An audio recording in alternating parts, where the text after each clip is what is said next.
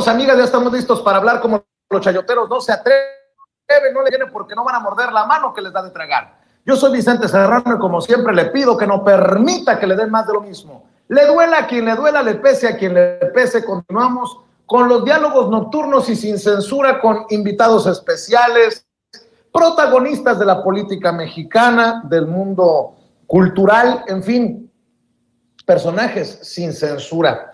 Y para presentar a quien nos acompaña, hay que decir que ha sido un personaje blanco de la polémica, de los ataques, y también hoy protagonista, decía, de esta vida política mexicana, a veces ruidosa, a veces convulsionada, pero nunca tranquila, si me permite decirlo. Es secretario general del Sindicato de Mineros, presidente también de la Confederación Internacional de Trabajadores, es senador de la República y le agradezco mucho que nos confíe estos minutos para hablar sin censura al senador Napoleón Gómez Urrutia. Napoleón, muy buenas noches, gracias por acompañarnos. Al contrario, Vicente, muchas gracias por invitarme a tu programa, a estos diálogos, y estoy a tus órdenes, con mucho gusto. Pues, senador, vaya día que elegimos para conversar, un día bastante movido. La Suprema Corte de Justicia de la Nación, si me permite expresar mi opinión, parece querer convertirse con sus decisiones en una zancadilla para el proceso de transformación de México. Ha decidido la Suprema Corte de Justicia de la Nación invalidar la transferencia de la Guardia Nacional a la Secretaría de la Defensa Nacional. ¿Qué piensa de esta decisión de los ministros y ministras, senador? Bueno, yo lo voy a decir francamente, como yo acostumbro a hablarlo. A mí me parece muy lamentable que esta decisión se haya tomado así.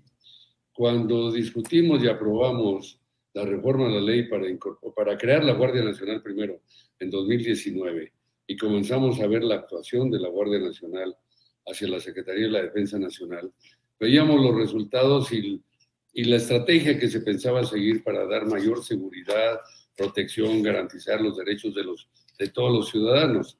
Y vimos que en el periodo de 2019 a 2022, por ejemplo, los delitos, una vez que la Guardia Nacional comenzó a actuar contra la integridad física, contra la salud, contra el huachicoleo, contra el narcomenudeo, contra la producción de drogas, contra los robos y asaltos, comenzaron a disminuir drásticamente. Entonces vimos que sí tenía un impacto importante que la Guardia Nacional formara, y lo sigo pensando, parte de la Secretaría de la Defensa Nacional. Luego, vimos la profesionalización que se requería, porque cuando estaba la Policía Federal Preventiva, la AFI, todas las agrupaciones que fueron controladas por un civil en aquella época, pues, y sabemos dónde está ese civil detenido en Estados Unidos, cuestionado, interrogado en juicios, pues la verdad, crearon grupos, mafias, y la inseguridad no solo no se redujo, se nos incrementó notablemente. Entonces, cuando criticaba la oposición a Morena, a esta iniciativa, de que se iba a militarizar más este régimen, pues era un error. No estaban entendiendo que lo que se buscaba era dar más seguridad y que los civiles no necesariamente garantizaban esto, sino la profesionalización de las Fuerzas Armadas. Entonces, pues es lamentable que hayan tomado esta decisión, pero además me parece que pues están actuando políticamente, frenando estas iniciativas de reforma tan importantes que el presidente de la República introdujo, Andrés Manuel López Obrador, y que ahora pues parecen decisiones políticas para obstaculizar el camino de tener una mayor democracia, una mayor libertad, una mayor justicia en México. Y bueno, pues es preocupante que estas decisiones se tomen. Esto es un indicio que nos debe de alertar sobre lo que puede pasar a futuro. En el periodo que falta de esta administración y los que sigan. Así es que pues creo que habría que reconsiderar, reevaluar toda esta situación, porque no creo que sea una decisión tomada sobre bases justas, equitativas, pensando en el bien de la sociedad, de los ciudadanos, sino en posiciones políticas principalmente. Por lo que estás diciendo, senador, déjame recordar aquello que me dijo Juan Carlos Monedero, referencia de la izquierda española y comprometido también con la transformación en Latinoamérica. En la entrevista última que me concedió en el Zócalo, me decía: cuidado, Vicente, que el monstruo viene vestido con toga. ¿Tú ves a este poder judicial, como lo hemos advertido muchos, en el enemigo de la transformación, así como en algún momento muchos advertíamos que la verdadera oposición estaba en el INE con Lorenzo Córdoba y Ciro Murayama? ¿Tú ves que estén jugando este papel perverso algunos ministros o ministras de la Suprema Corte de Justicia de la Nación desde el Poder Judicial, tratando de bombardear, si me permites la expresión, senador, lo que busca pavimentar ese gobierno encabezado por el presidente Andrés Manuel López Obrador?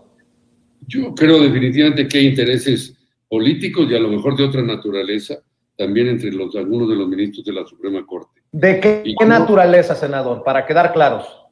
Pues económicos o de grupo o de frenar un proyecto democrático. No es la primera vez, se han sucedido en otras ocasiones. A veces hemos encontrado siempre jueces de consigna, magistrados de consigna, y lo más lamentable es que a veces hasta ministros de consigna. Yo creo que toda la estrategia de la oposición para frenar los avances, la democratización, los cambios de este gobierno, se han concentrado mucho en el Poder Judicial. Vemos la experiencia de lo que ha sucedido en otros países, en Brasil, en Argentina. Bueno, pues realmente cambiaron el rumbo y el destino de un país, ¿no? Y el presidente hoy, el presidente Lula, pues en el anterior periodo, obviamente, el que terminó con todos estos cambios tan importantes que había hecho para disminuir la desigualdad, la pobreza, pues fue el Poder Judicial, fue la Corte también, en Argentina, en otros países. Entonces es preocupante, pues que a futuro cualquier intento que se piense de democratización del país, pues pueda ser frenado por intereses que no necesariamente corresponden a los que México necesita. Y esto, sino más de grupos o de intereses, como decía, privados o de otra naturaleza, que creo que, pues no, tenemos que ver cómo esto no sea el motor de los cambios que va a haber en el país, porque entonces, bueno, pues vamos a recaer en manos otra vez. Todo se movió, el gato pardo famoso, para volver a caer en la misma circunstancia. Pues yo creo que no. El esfuerzo que ha hecho este gobierno, lo que hemos hecho todos en el Poder Legislativo para cambiar, democratizar a México, darle mayor seguridad y libertad, pues no se puede perder así por intereses de unos cuantos.